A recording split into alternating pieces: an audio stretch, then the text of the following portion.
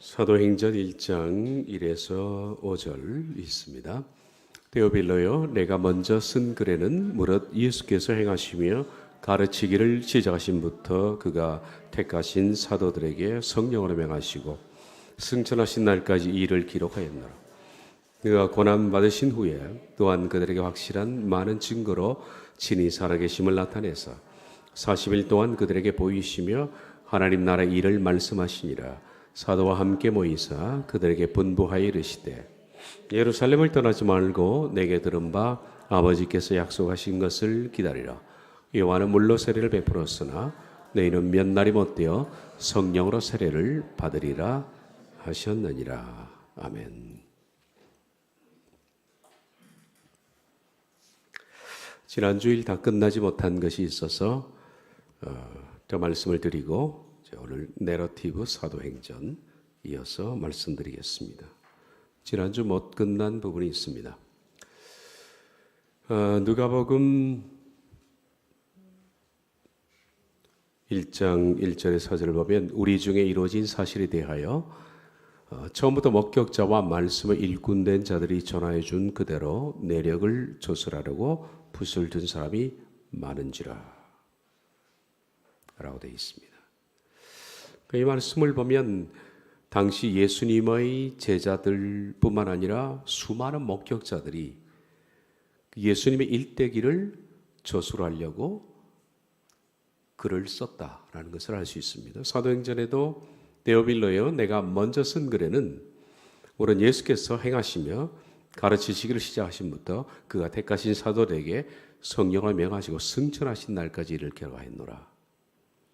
그러니까 예수님의 그 가르치심부터 승천의 날까지 거기에 대해서 수많은 목격자들, 직접 예수님 주변에서 그것을 보고서 12제자만 본 것이 아니잖아요. 수많은 무리들 사이에서 끼어서 목격하고 예수님이 승천하신 그 자리까지 목격한 사람들 가운데 그 모든 스토리를 기록하려고 나선 사람들이 굉장히 많았다는 것을 알 수 있습니다.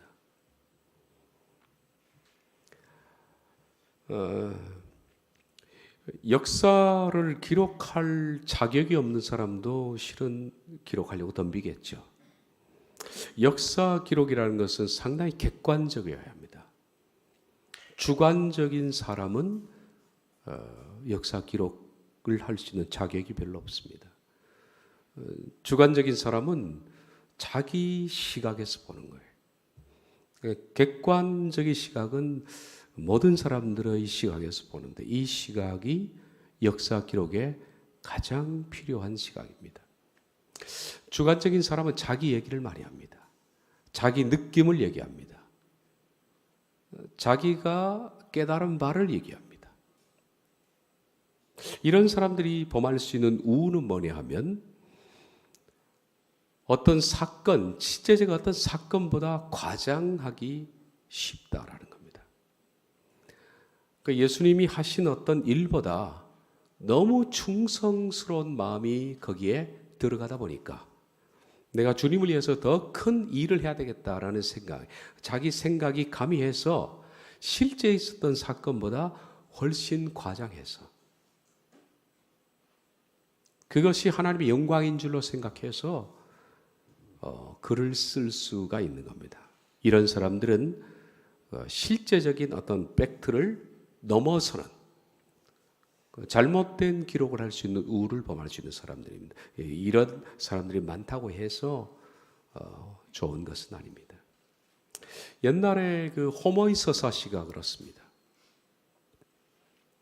호모이서사시는 바로 유명한 제국인 그리스 역사가 시작되는 태동되는 그 역사를 기록한 호모라는 사람이 너무 지나치게 그리스화를 외치다 보니까 과장되게 신화화한 것이요. 그게 역사적인 단점입니다. 호모이서사시를 잠깐 제가 얘기해 드리겠습니다. 그리스 문명의 시작은 에게 문명입니다. 지금 터키 앞바다, 그리스 지중해에 있는 앞바다죠. 에게 문명입니다.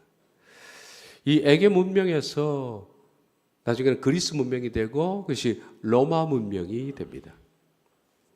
그런데 이 그리스 문명의 시발점인 에게 문명을 기록했던 호머는 너무 그리스 문명을 사랑한 거예요. 그 모든 사람들에게 그리스화를 그가 말하고 싶은 겁니다. 그래서 그의 서사시 일리아드와 오디세이는 너무 신화화된 거예요. 그렇다고 해서 여기에 팩트가 없는 것은 아닙니다. 진짜 있었던 팩트를 중심으로 해서 예를 들어서 트로이 전쟁 같은 것은 정말 있었던 사건입니다. 그런데 트로이 전쟁 같은 것을 신화화한 거예요. 막 신들이 등장하고 바다의 신, 포세이돈 등장하는 이런 것들이 너무 지나친 그리스화의 우상을 만든 거죠. 그러니까 이거 골치 아픈 거예요. 호머의 서사시에는 어떻게 하면 그 역사적인 팩트를 찾아낼 것인가? 방법은 뭡니까? 탈신화화해야 돼요. 탈신화라는 것은 거기에 가미된 신화적인 요소들을 빼면 다 그럴지도 모르겠지만 그 안에서 팩트라는 것을 어느 정도 찾아낼 수는 있어요. 그런다 탈신화화 한다고 해서 팩트가 다 나오는 것은 아닙니다. 예를 들어서 우리나라의 그 호랑이 곰 얘기 말입니다. 쑥과 마늘을 먹고 인간이도 이 단군 얘기도 진짜에 있었던 팩트입니다. 팩트를 거기에 사람이 신화화한 거예요. 뒤집어 씌운 거죠. 그게 주관적인 생각이 들어갔어요. 너무 주관화하고 너무 자기들은 높이고 싶어서 과장한 거지. 그래서 그 단군 얘기에서 어떻게 팩트를 찾을 것인가? 그것이 탈신화화 작업입니다. 비평하게 해서 다루는 거죠. 그 신화적인 요소를 빼서 역사물을 찾는 방법. 그것도 정확하지는 않습니다. 그래서 호모의 이야기는 탈신화 작업을 거치지만은 팩트가 사실 어떤 것인지 잘 모릅니다. 마찬가지로 수많은 사람들이 예수님의 기적을 목도했습니다. 죽은 사람이 살아나고 바다 위를 걷고 이런 얘기들이죠. 그런데 이런 것들을 너무 과장화하는 거예요. 너무 신격화하는 거죠. 그러다 보니까 수많은 사람들의 목격자의 증언들이 있었지만은 이런 것들이 정말 사건을 넘어서는 이런 얘기들이 많았습니다.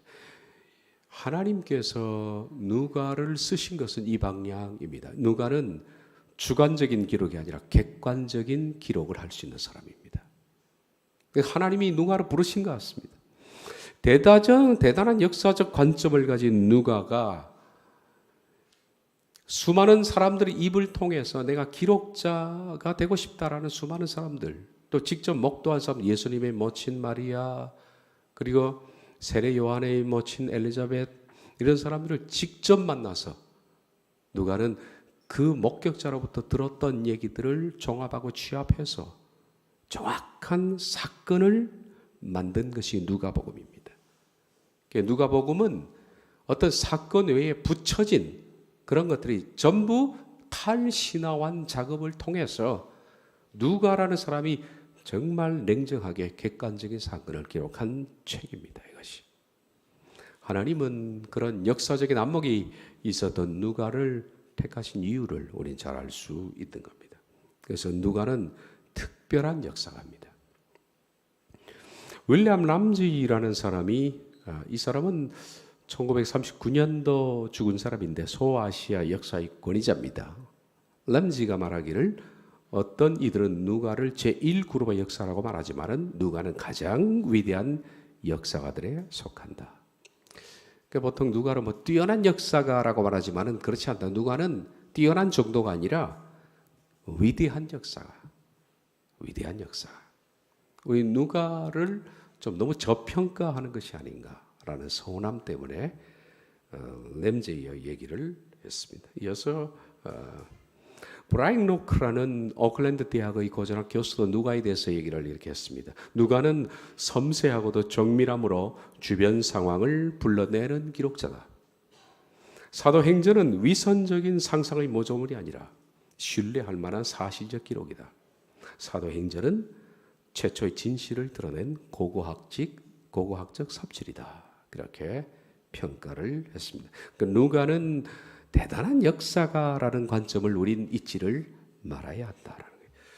누가복음은 언제 기록을 했을까? 누가복음과 사도행전은 한 권의 책입니다. 실은 제가 말씀드린 것처럼 누가복음 전서, 누가복음 후서, 사도행전입니다. 누가복음을 누가가 기록한 다음 바로 이어서, 그렇게 시간 격차가 많지 않았을 것처럼 보이는데 바로 이어서 사도행전을 기록한 것으로 생각됩니다. 그렇다면 누가복음과 사도행전이 기록된 때는 언제냐? 그것은 추정이지만은 여러 가지 학설이 있지만은 저는 주 63년경일 것이다 라고 봅니다. 왜냐하면 62년경에 사도 바울이 옥중 생활이 마칩니다. 로마 옥중이. 그것이 주 62년입니다. 옥중 생활이 끝나는 것이 사도행전 맨 마지막 16장 31절입니다. 이태 동안에 바울이 거기 유했다. 그러니까 사도행전이 끝난 그 시점, 그 후에 누가는 돌아보면서 누가복음과 사도행전을 기록했던 것으로 생각됩니다. 맨 마지막 기절입니다. 바울이 온 이태는 2년입니다. 자기 셋집에 머물면서 자기에게 오는 사람을 다 영접하고 하나님 나라를 전파하며 주 예수 그리스도에 관한 모든 것을 담대하게 거침없이 가르치더라. 바울은 이까지를 목도한 겁니다. 만약에 그 뒤의 상황도 바울이 목도했다면 누가복음의 17장이 있겠죠. 더 기록했을 겁니다. 그런데 옥중 생활이 풀려나기 전 상황까지, 바로 직전까지만 누가가 사도행전에서 기록한 것을 봐서 바로 사도행전은 이 정도까지 누가가 본 것. 그리고 이후에 사도 바울이 풀려난 얘기는 누가가 하지 않습니다. 주 63년 얘기를 하지 않거든요. 62년까지만 얘기하고 63년 얘기도 없고 64년도 네로 사건도 없고 65년도 사도 바울이 순교했던 얘기도 없습니다. 그런 기록이 없죠. 그런 걸 봐서 누가는 바울이 셋집에서 있었던 그 사건으로 누가 사도행전은 마감이 됐다, 이렇게 볼 수가 있는 겁니다. 사도행전은 이까지입니다. 그리고 이까지 다음과 목도한 것을 글로 쓴 거죠. 그러니까 그 직후가 언제겠습니까? 63년경이다. 그 뒤에 기록이 없으니까. 62년도까지 바울이 셋집에서 렌탈비를 내고 2년간 투옥이 됐습니다. 그리고 풀려났습니다.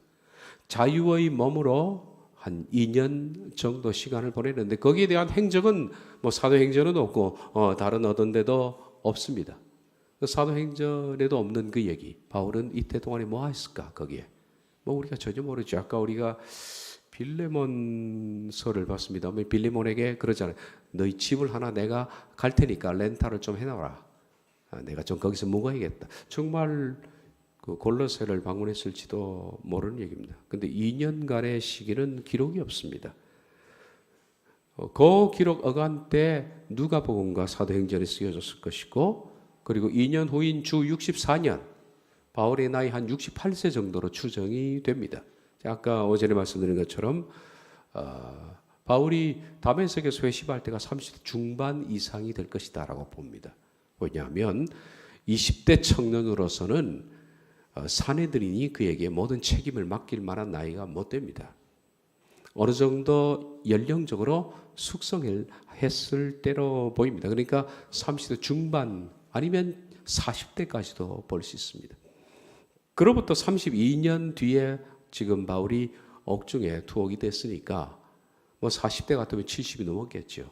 그러니까 대충 추산해서 바울이 60대 후반쯤으로 생각되는 그 나이에 주 62년에 그런 옥중 생활이 끝나고 2년간의 미스테리한 기간이 있고 2년 뒤 64년도에 바로 네로가 로마 방화 사건을 벌이잖아요. 그리고 모든 책임을 기독인에 다 뒤집어 씌워버립니다.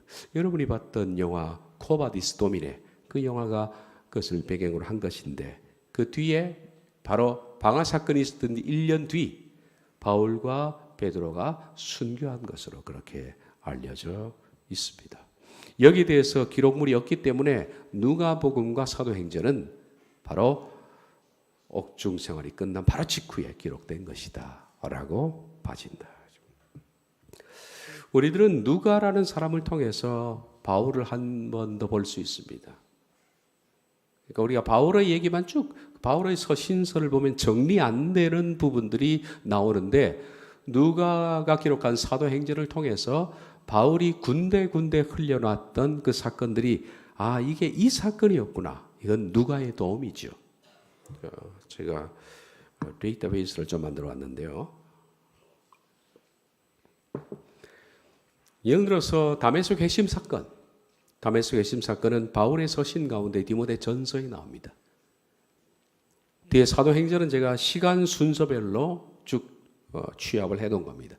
사도행전 9장에 있는 얘기입니다. 그리고 다메섹 도피 사건은 고린도 후서에 나오는데 이게 사도행전 9장 그 다음 사건입니다. 그러니까 누가의 사도행전을 통해서 이 사건이 바울이 디모데 전서, 고린도 후서, 로마서, 또 고린도 후서, 데살로니가 전서, 후서, 고린도서에 단편적으로 쏘아놨던 그 사건들이 사도행전에 보면 시간 순서로 이 얘기가 이 얘기였구나 하는 도움을 받는 게 누가의 덕택이라는 얘기입니다. 다 말씀드릴 수 없고 이 가운데 몇 개를 끄집어내서 제가 한번 대조를 해드리겠습니다. 먼저 다메섹 도피를 한번 보겠습니다. 다메섹 도피는 고린도 후서 11장에 바울이 자신의 다메섹 도피에 대해서 이렇게 기록을 했습니다. 23절 하반절부터 33절인데요. 내가 수고를 넘치도록 하고 옥에 갇히기도 더 많이 하고, 고린도 후서 11장은 소위 말해서 바울이 내가 얼마나 일생 동안에 고생을 많이 했는 줄 아느냐, 그걸 기록하는 가운데 다메섹 도피가 나오거든요. 여러 번 죽을 뻔하였으니 유대인들에게 40에 하나 감한 매를 5번 맞았으며 3번 태장으로 맞고 1번 돌로 맞고 3번 파선하고 일주일을 깊은 바다에서 지냈으며 여러 번 여행하면서 강의 위험과 강도 위험과 동족 위험과 이방인의 위험과 신의 위험과 광야의 위험과 바다의 위험과 거짓 형제적 위험을 당하고 또 수고하고 애쓰고 여러 번 자지 못하고 줄이며 목마르고 여러 번 굶고 춥고 헐벗었느라 자신의 모든 일대기 삶입니다. 이 외에 이런 고소하고 아직도 날마다 내 속에 눌리는 일이 있으니 곧 모든 교회를 위하여 염려하는 것이라. 누가 약하면 내가 약하지 아니하며 누가 실족하게 되면 내가 애타지 아니하더냐. 내가 부득불 자랑할진대 나 약한 것을 자랑하리라. 주 예수의 아버지 영원히 찬송할 하나님이 내가 거짓말 아니하는 것을 아시느니라. 이제 다메섹 도피가 나오죠. 여기서 그가 고생했던 걸 쭉 역설하면서 다메섹에서 아니다 왕의 고관이 나를 잡으려고 다메섹 성을 지켰으나 나는 광주를 타고 들창문으로 성벽을 내려가 그 손에서 벗어났노라. 이 다메섹 도피 사건이 도대체 사도 바울의 언제 사건이야? 그래 어떤 상황에서 이 사건이 벌어졌냐? 우린 바울의 자신의 삶에 대한 역설인 고후 11장을 봐서는 이게 언제 어디에 붙어 있는 걸 모른다. 그러나 누가가 기록한 사도행전을 통해서 우리들은 이 사건이 이때쯤 일어났던 사건이었구나라는 것을 도움을 받는다는 얘기입니다. 바로 사도행전 9장입니다. 사도행전 9장은 사도 바울이 다메섹에서 예수님을 만나서 눈이 멀어버립니다. 그리고 이어서 다메섹으로 내려가죠. 그리고 아나니아라는 제자를 통해서 하나님이 그의 눈을 치료하시는 사건, 그 뒤에 나오는 얘기입니다. 자, 다메섹에 아나니아라 하는 제자가 있더니 주께서 이르시되 일어나 직가라는 거리로 갔어. 유다의 집에서 다소 사람 사울이라 하는 사람을 찾아라. 그가 기도하는 중이니라. 아나니아가 떠나 그 집에 들어가서 그에게 안수하 이르되 형제 사울아, 주 곧 네가 오는 길에서 나타나셨던 예수께서 나를 보내어 너로 다시 보게 하시고 성령으로 충만하게 하신다 하니 즉시 사울의 눈에서 비늘 같은 것이 벗어져 다시 보게 된지라. 일어나 세례를 받고 음식을 먹으며 강건해지니라. 사울이 다메섹에 있는 제자들과 함께 며칠 있을새 즉시로 각 회당에서 예수가 하나님의 아들이심을 전파하니 이제 눈이 고쳐지고 바로 복음을 전하는 일이 나옵니다. 그러니까 초창기예요, 이것이. 듣는 사람이 다 놀라 말하되 이 사람이 예루살렘에서 이 이름을 부르는 사람을 멸하려 했던 자가 아니냐. 여기 온 것도 그들을 결박하여 대제사장들에게 끌어가고자 함이 아니냐 하더라.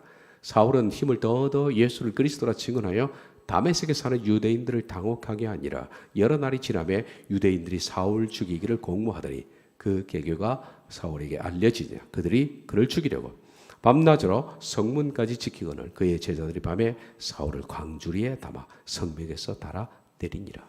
사도 바울의 회심 직후의 사건이라는 것을 우리 고린도후서 11장에 기록된 그 사건이 말입니다.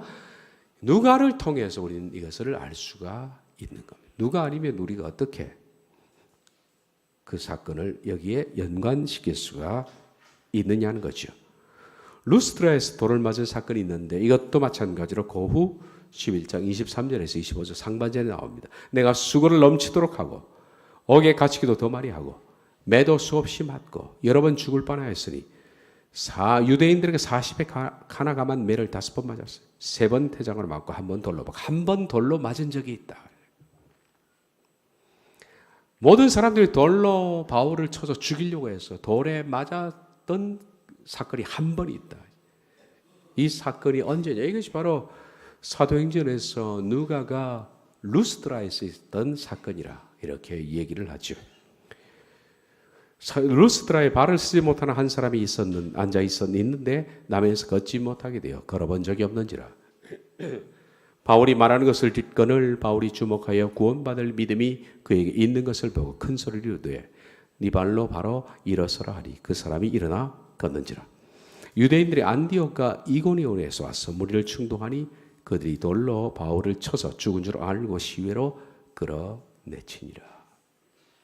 유대인들은 가는 곳곳마다 방해했죠. 이것이 바로 루스드라에서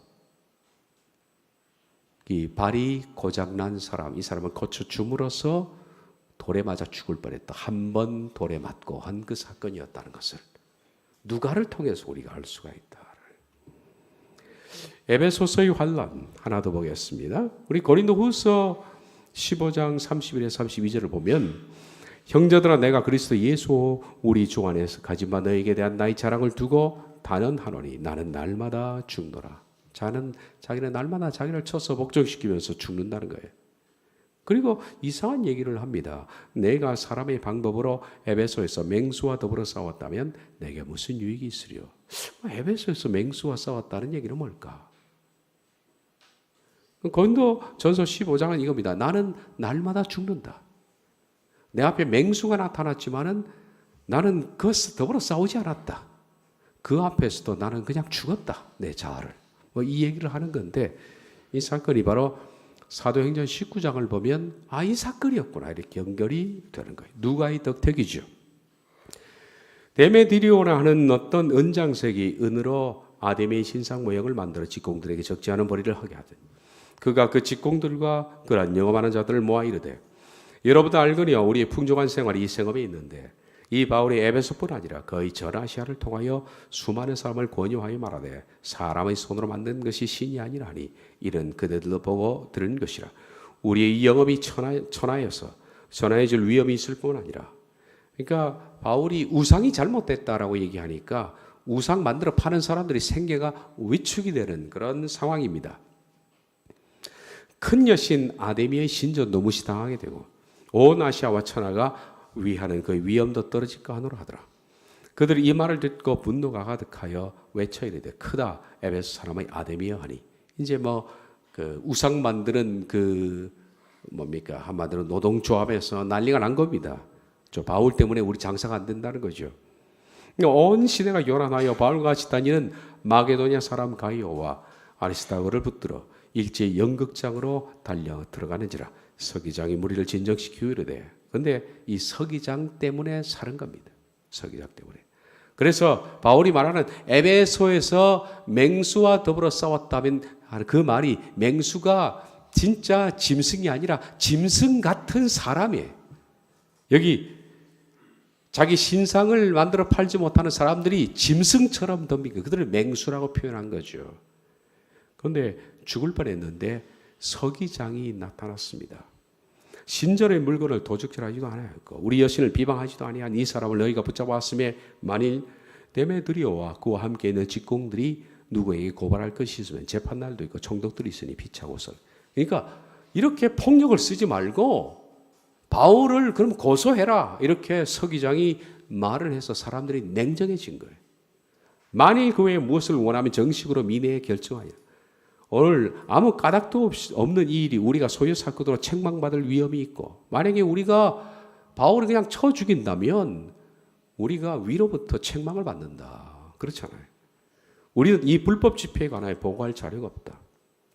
너희들이 만약에 해산만 되면 바울을 고소하자. 그러면 우리가 불법 집회에 대해서도 책망받을 일이 없다. 그래서 냉정한 서기관의 판단에 의해서 사람들이 흩어졌습니다. 그리고 바울은 고소만 당한 것이죠. 근데 바울은 이 사건을 두고 이렇게 말합니다. 나는 날마다 죽는다. 내가 사람의 방법으로 에베소에서 맹수와 더불어 싸웠다면 내가 무슨 유익이 있으랴. 사도 바울이 너희가 틀렸다. 그렇게 하면서 사람들, 군중들과 바울이 막 대항해서 싸웠다면 무슨 유익이 있었겠느냐. 그런데 바울은 그때도 자기의 감정, 자기의 생각을 죽였다. 그렇게 나는 날마다 죽노라. 그랬더니 하나님이 해결해 주셨다. 그 뜻으로 얘기한 것을 알 수가 있다라는 거지. 이런 단편적인 얘기들이 사도행전에서 누가의 기록 덕분에 사도 바울이 자신의 서신서 여기저기에 흩어져 놓았던 사건들을 우리 이해할 수 있다. 배경, 역사적 배경으로. 이거 전부 누가의 덕택이다라는 겁니다.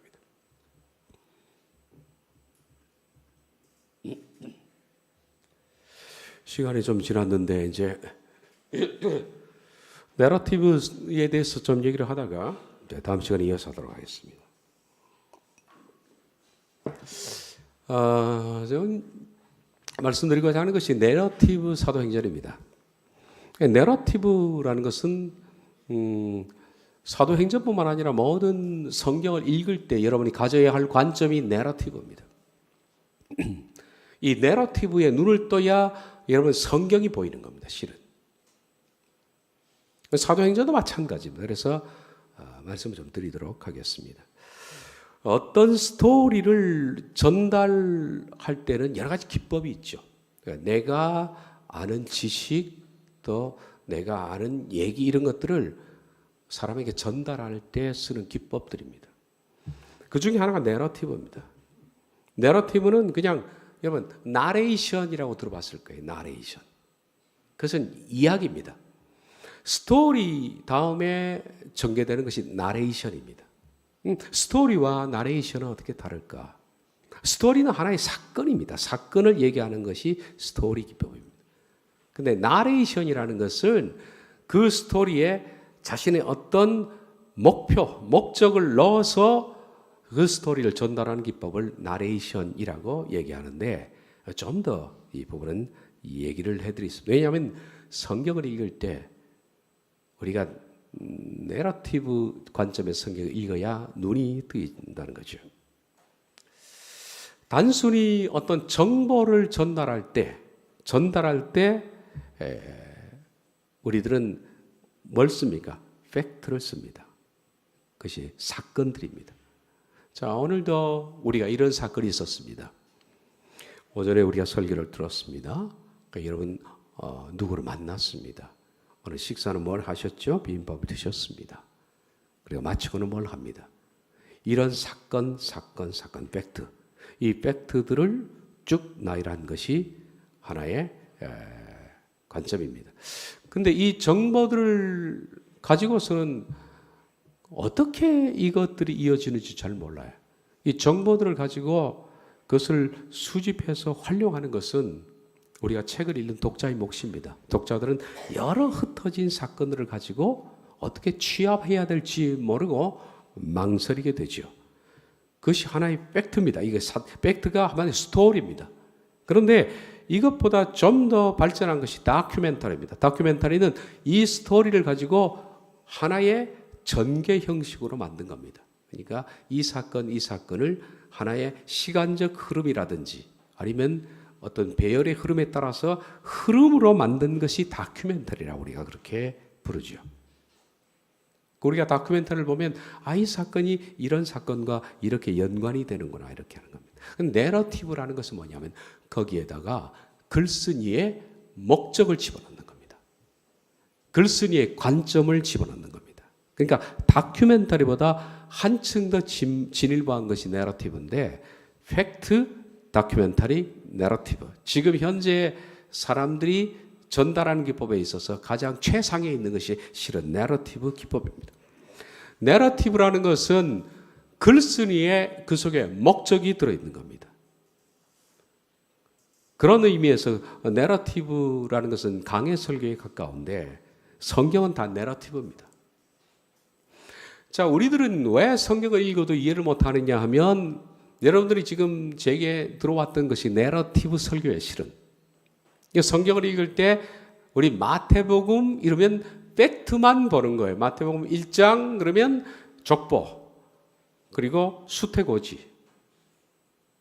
2장 넘어가면 예수님의 탄생. 그 위에 동방박사의 예수님의 경배. 그리고 3장 넘어가면 이제 나사렛 도피도 있지만은 3장 넘어가면 세례 요한이 등장. 그리고 예수님이 세례를 받으심. 그리고 4장 넘어가면 이제 예수님께서 처음으로 하나님 나라를 전파하시고 4명의 제자를 부르시는 거. 나를 따라오너라. 내가 사람 낚는 어머가 되게 하리라. 그리고 5장, 6장, 7장이 산상보훈. 예수님 말씀하시고 메시지를 전파하신. 그리고 8장과 9장은 기적이 10가지가 나옵니다. 그래서 기적장이라 그렇게 부르죠. 8장, 9장. 그리고 10장, 마태복음 10장은 예수님이 12제자를 전도 파송하는 것이 나옵니다. 그리고 11장, 12장 바리새인과 예수님이 여러 가지 사건에서 충돌하는 충돌 기사가 나와요. 그리고 13장 해변에서 예수님께서 8가지 비유로 설교하신 해변 설교가 나옵니다. 이렇게 해서 14장, 15장, 16장 16장 가면 가이사라 빌립보 신앙 고백도 나오고 17장 변화산 사건이 나오고 18장, 19장, 20장 넘어가면서 24장으로 마치잖아요. 그럼 우리가 성경을 읽을 때 뭘 읽냐? 팩트를 읽는 거예요. 팩트를. 이 사건이 있었고 사건. 그런데 이 팩트적 관점이 아니라 이건 우리가 성경 퀴즈들을 하면 여러분이 다 맞추는 얘기입니다. 팩트를 잘 모르는 사람은 없습니다. 설교를 많이 듣고 교회생활을 오래 하면 우리들은 이 사건이 다 알고 있어요. 근데 문제는 이 팩트와 팩트 사이에 마태라는 사람이 무슨 목적으로 이 얘기를 했느냐 하는 관점을 읽어내지를 못하는 거예요. 마태는 전 마태복음 28장까지를 통해서 마태는 예수님에 대해서 뭘 얘기를 하려고 했느냐. 마태의 목적이죠. 그 목적을 가지고 사건들을 보는 것을 내러티브라 그렇게 말하는 거예요. 그러니까 너무 중요한 관점 아니에요. 이 목적은 성경에 쓰여 있는 것도 아닙니다. 이것은 성경 전체를 읽으면 눈에 보여요. 그래서 이것은 그렇게 말하죠. Read between the lines라는 말이 있습니다. 미국에. 뭐냐면 영어에 글과 글 사이를 읽어라라는 얘기예요. 글과 글 사이는 백지잖아요. 없잖아요. 그런데 글과 글은 팩트입니다. 그 사이의 흐름, 뭘 말하고자 하느냐는 기록자의 목표, 이걸 읽는. 마태는 예수님을 뭘로 묘사하고 싶을까요? 제가 마태복음 하면서 얘기 드렸습니다. 마태복음은 예수님을 왕으로 말하고 싶은 거예요. 그분은 왕이다. 그러니까 마태복음은 똑같은 마태, 마가, 누가, 요한 똑같이 사복음서 안에 들어있는 기적들이 몇 가지가 있습니다. 사복음서에 다 나오는 기적이에요. 그 중에 하나가 예를 들어서 오병이어입니다. 오병이어는 마태복음, 마가복음, 누가복음 6장, 요한복음 6장 다 나와요.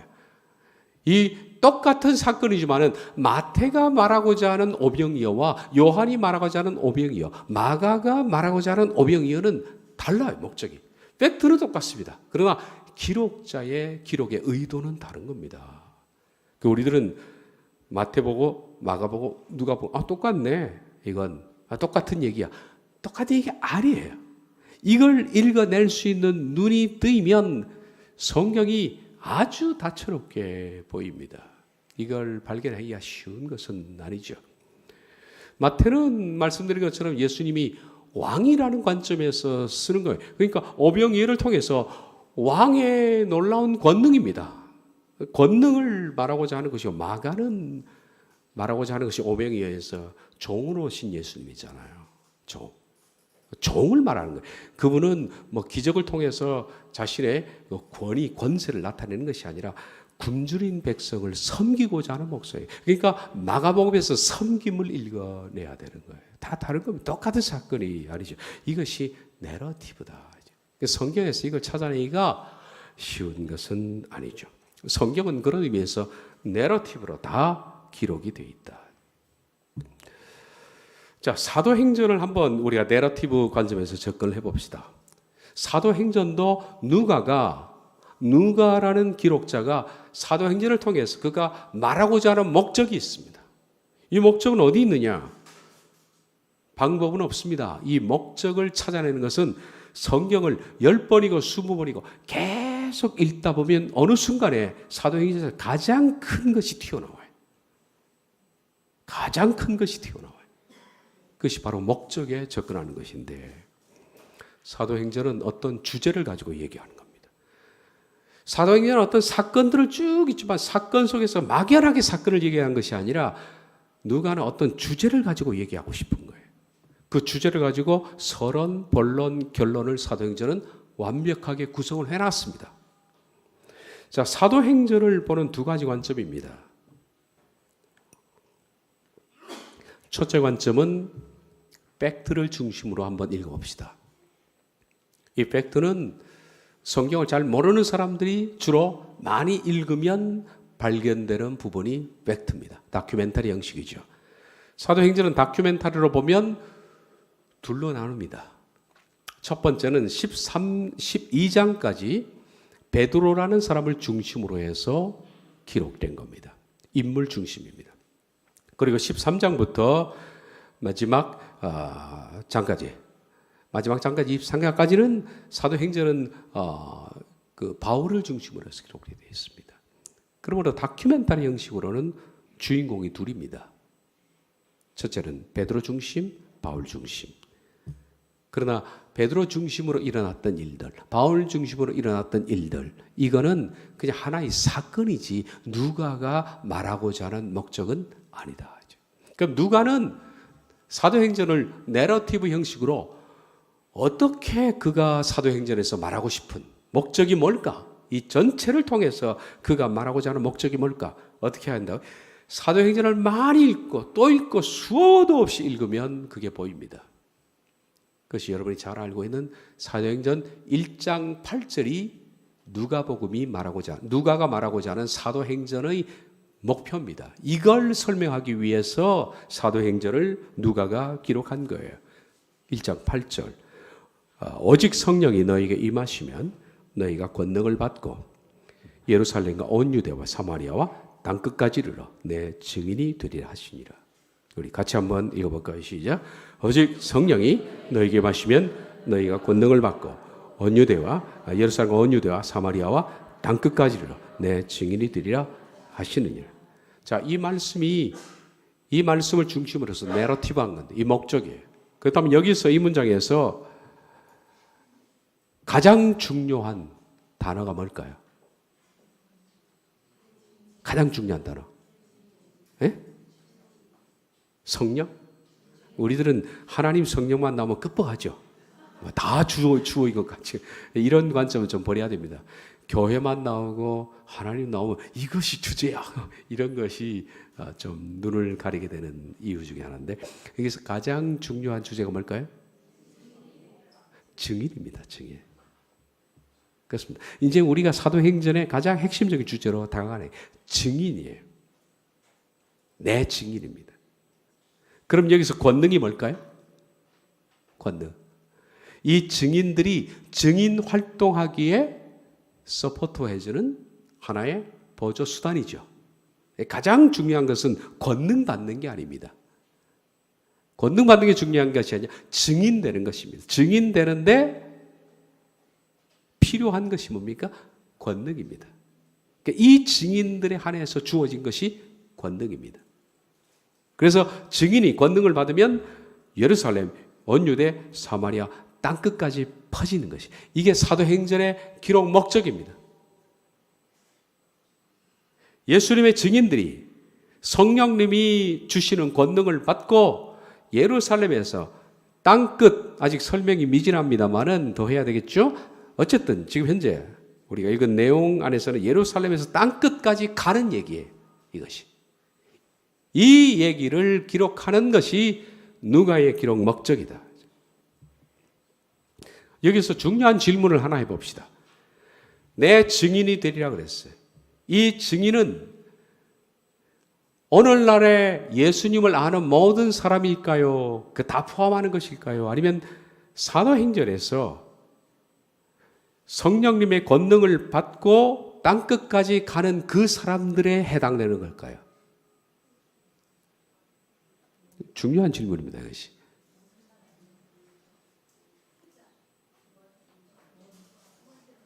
두 번째 같아요? 첫 번째 같아요?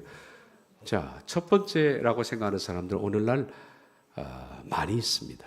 근데 여기서 말하는 증인은 실제로 좀 더 거슬러 올라가면 예수를 목도한 사람들, 승천을 목도한 사람들, 그리고 가깝게는 오순절 성령 강림을 통해서 권능을 체험한 그 목격자들에 한해서 그들이 가는 땅끝까지 범위에 해당하는 그 사람들을 얘기합니다.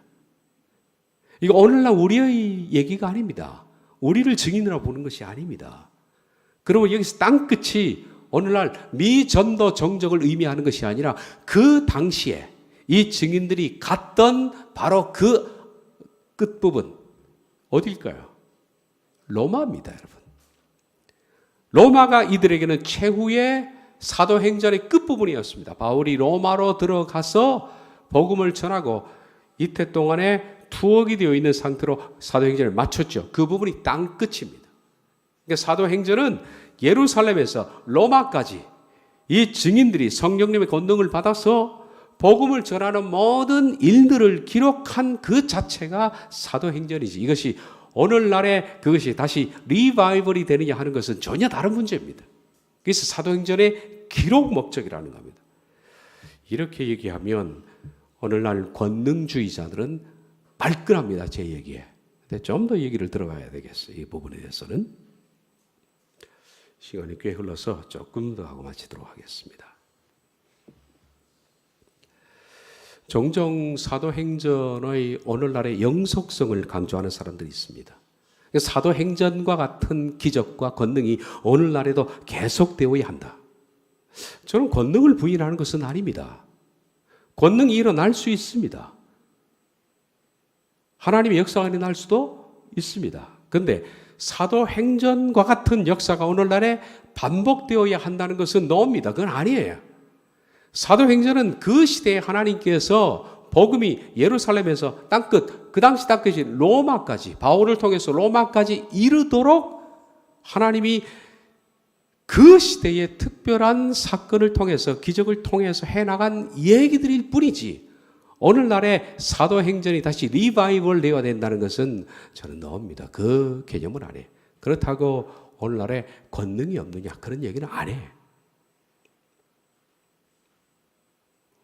사도행전의 목적은 바로 그 시대에 예수님의 부활과 승천을 직접 목도했던 사람, 증인들입니다. 내 증인. 직접 목도했던 사람들이, 그들이 예루살렘에서 땅끝 로마까지 가면서 교회가 로마까지 세워지게 되는 그 사건, 그 뒤에 교회는 이제 땅끝 복음이 완성되고 이제 각 우리가 사는 시대까지 퍼지잖아요. 그건 후의 얘기고, 그 땅끝까지 성취되는 그것이 사도행전이 얼마나 놀라운 방법으로 성취되었는가 하는 것들을 쓰는 것이 사도행전의 목적이다. 그러므로 사도행전의 내러티브는 바로 1장 8절이다라는 거죠. 1장 8절. 예루살렘에서 로마까지. 이것이 내러티브입니다.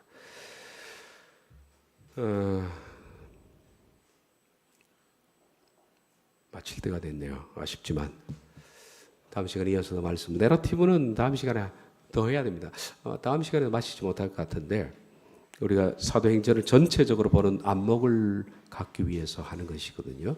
한 2시간 정도 안목을 더 넓혀 나가야 우리가 강론 배우고 하는 것은 크게 중요한 것보다 먼저 보는 관점을 가지는 것이 더 중요하기 때문에 이런 시간을 갖게 되는 겁니다. 기도하고 마치겠습니다.